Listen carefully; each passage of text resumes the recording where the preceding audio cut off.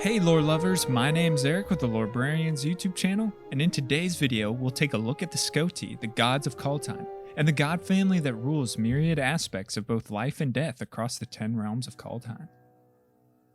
With strong personalities and a wide range of both virtues and flaws, the gods of Kaldheim are as fickle and opinionated as the mortals they oversee.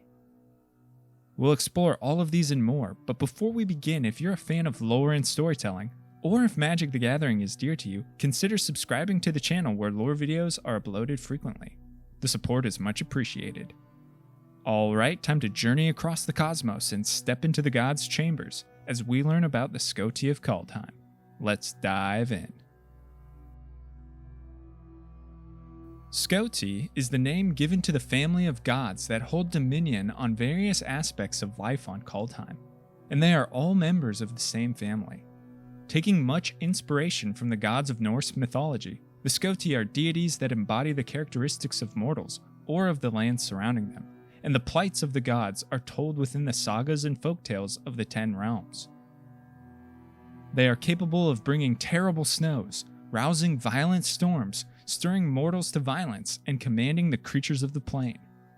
They journey across the cosmos, interacting with mortals and plotting against another to gain power and clout, when not residing within the Gods' Hall, their ancestral home that exists in Isfell at the bottom of the World Tree.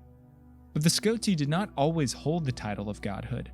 They are merely the latest in a long line of families to achieve such status, dating back to the beginning of time on the plane. The Ainir, ancient progenitors to the elves of Kaldheim, once stood as gods across the realms. Their worship of Koma, the cosmos serpent, and their close relationship to the World Tree granted them power beyond comprehension, and they used that power to shape the nascent realms several centuries ago. But around 300 to 400 years ago, the Skoti learned of a way to gather the essence of the cosmos in the World Tree. Asika, soon to be known as the god of the tree, discovered the distillation of the World Tree's essence into the Cosmos Elixir, a magical substance that granted the Skoti power to rival that of the Ainir. Shortly after, the Skoti led their armies against the Ainir, defeated them in battle, and usurped the title of gods. They pursued the Ainir to Skemfar and trapped them within the trunks of Jaspera trees, forever binding them in shackles. This tale is given to us in the saga Binding of the Old Gods. Many years have passed since godhood was transferred to the Skoti, and with them the tales of their ascent and worship by mortals has grown. Each member of the Skoti family has become master of an aspect of the realms, and travels across the plane, enacting their will and fulfilling their missions. But who exactly are the Skoti, and what aspects have they mastered? Alrund, god of the cosmos, is also known as the god of wisdom, and is among the oldest of the gods. Born with a brilliant mind, Alrund sought to expand upon his knowledge, and took it upon himself to learn everything the realms and the cosmos had to offer. After learning that the secrets of the plane were locked within the cosmos monsters, Alrund made it his life's mission to seek them out and force them to submit to him so that he might learn their secrets. He has eyes and ears across the 10 realms, relying on ravens the likes of his trusty companion Haka to relay information. Ravens are seen as wise heralds or portents of future events. The god of the cosmos sits at the top of the Skoti family within the gods' realm with few equals, one of which being Cosima, Alrund's wife. Cosima, god of the voyage, has command over the seas of Kaldheim. She's quite different from the rest of the god family, and indeed was not born a member of the Skoti. Rather, she was born a cosmos monster, a giant dolphin that swam the waves of the cosmos itself. It wasn't until she crossed into the gods' realm that Cosima took on a human form, at which point she claimed herself divine. With Alrund's fascination in the cosmos and its monsters, it's no wonder he fell deeply in love with Cosima. The god of the voyage is curious by nature and filled with wanderlust, rarely staying in one place very long. Although she is always welcome in the Gods' Hall, Cosima spends most of her time exploring the open ocean. We can see her deep connection to dolphins in the illustration of her signature vessel, the Omen Keel. Cosima and Alrund have given birth to and raised 3 children of their own, Torolf, Birgi, and Kolvori. Torolf, the god of fury, is the eldest, and he is a rash, reckless thrill-seeker. He searches for new challenges and impossible tasks to face, claiming glory and renown in his success. He's able to call down lightning from the heavens with his hammer. Torolf rarely plans ahead and is often consumed by his own rage, as seen in the card Shackles of Treachery. Birgi, the god of storytelling, is a master bard and enjoys the thrill of performing in front of an enraptured audience. She is the middle child of Alrund and Cosima, spending her days weaving sagas and tales that leave her listeners spellbound. Birgi is the life of the party and is always in search of one. It is said that her horn, Harnfell, never runs out of drink. Although friendly and jovial by nature, Birgi has the ability to rouse passion amongst her listeners, which often devolves into half-drunken tavern fights over whose feats are greater. Kolvori, god of kinship, is the youngest of Alrund and Cosima's children. Kolvori is the chronicler of the Skoti, keeping record of their tales and deeds, and she has a deep concern for the well-being of her family. She acts as mediator when family grudges reach a boiling point, and desperately attempts to keep the Skoti together, for she fears the collapse of her great family. When not involved in familial incidents, Kolvori seeks the beauty and kinship in nature, often spending hours contemplating in the serene silence of the world around her. Although Alrund and Cosima have only 3 blood children, they have raised several other children as their own, bringing them into the Skoti family.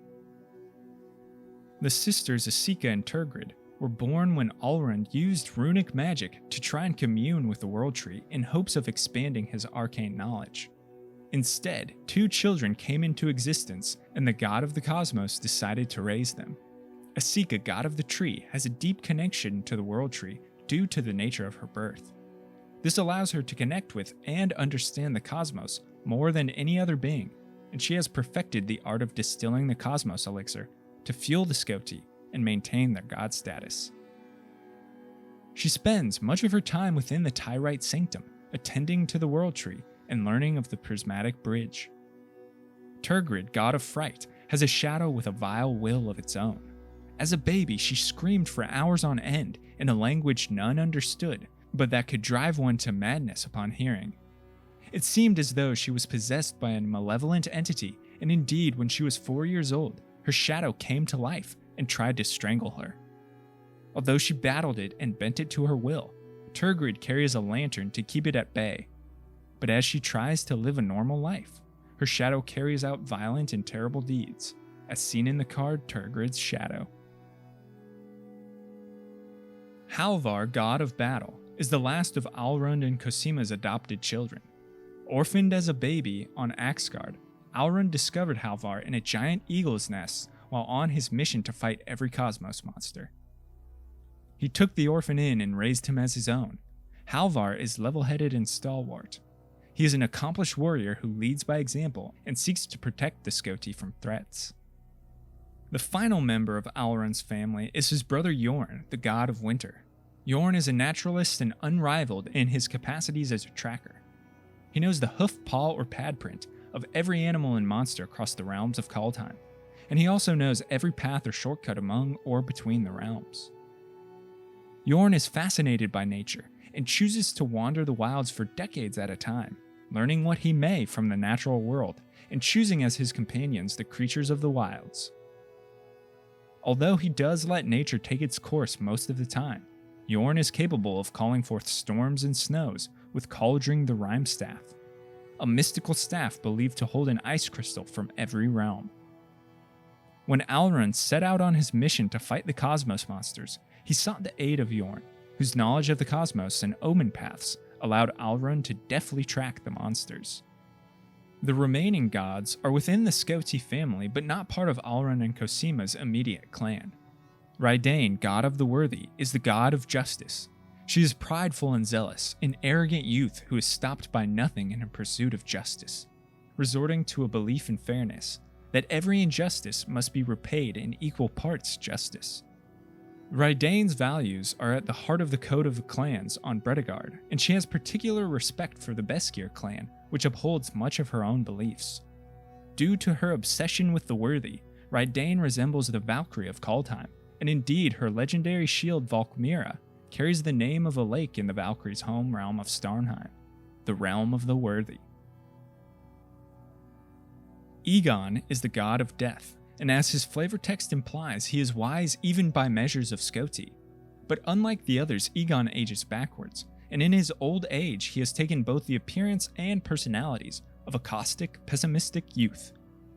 This is much to his detriment, as the other Skoti rarely take him seriously. But Egon has a dire prediction for the god family. He believes they are so consumed in petty squabbles amongst themselves that they've forgotten how to rule, which will ultimately lead to their downfall. Only Kolvori shares his belief. Egon earned his name as the god of death during the war with the Aenir, when he approached Narfi, the king of Karfell, with an offer. He would save the king and his men from death if they swore allegiance to the Skoti and fought against the Aenir. Narfi agreed but failed to see through Egon's veil. The god saved the people of Karfell from death by turning them all into undead Draugr. This is highlighted in the saga King Narfi's Betrayal. The final member of the Skoti is Valki, god of lies. A cunning and vain trickster, Valki delights in the trouble his antics cause for the other Skoti. A friendly and affable character at one moment, and a deceitful and arrogant character at another, Valki has earned reputation amongst the Skoti for being two-faced, and few of the gods take him at his word any longer. But what they don't realize is that Valki has been usurped in his position as the god of lies, replaced by the devilish planeswalker Tibalt, who imprisoned Valki in the frigid wastelands of Karfell, as seen in the art of Icebind Pillar. Tibalt uses the guise of Valki as a means to his own ends on Kaldheim, and the plane will never be the same after.